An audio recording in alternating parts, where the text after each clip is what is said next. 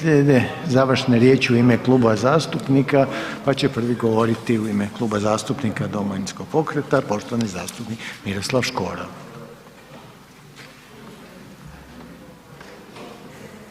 Hvala lijepa gospodine potpredsjedniče, uvažene kolegice i kolege, poštovani kandidati za ministrice i ministre.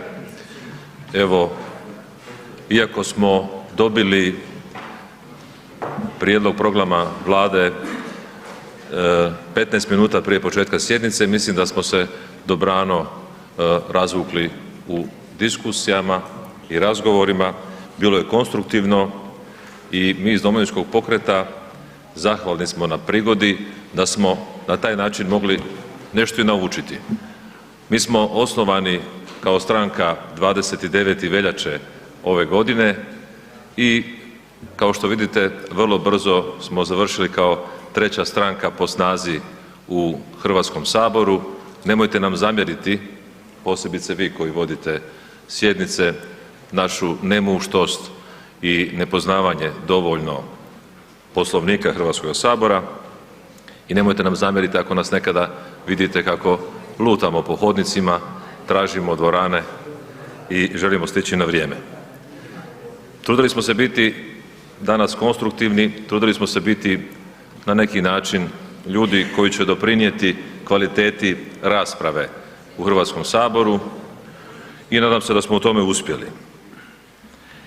Ono što mogu reći na kraju u ime Kluba Domovinskog pokreta je da mi je drago da se spominje sintagma novi suverenizam jer se nadam i mi se nadamo, s obzirom da je to bio dio o kojem smo jako vodili računa u svojim predizbornim obraćanjima, značiti više naroda u odlučivanju i u procesu odlučivanja u Hrvatskoj državi.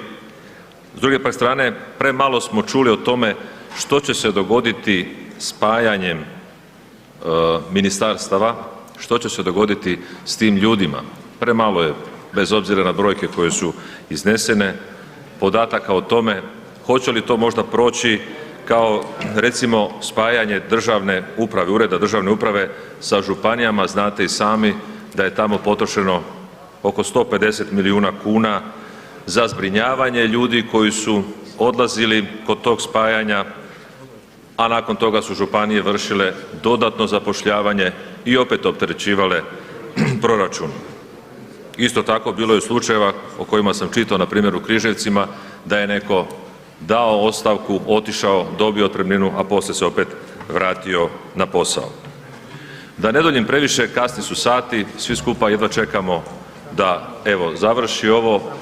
Koristim prigodu unaprijed čestitati budućim izabranim članovima Vlade RH i obećat ćemo da ćemo biti kvalitetna oporba koja će podržavati sve vaše kvalitetne prijedloge. Međutim, nećemo večeras podržati ovu Vladu zbog toga što nam sve skupa jako nalikuje na već viđenu trgovinu i bilo bi dobro evo na kraju znati što su još pojedinci i stranke dobile osim mjesta potpredsjednika Vlade za svoje ruke u zraku.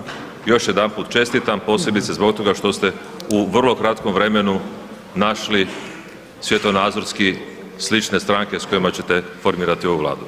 Hvala vam lijepo.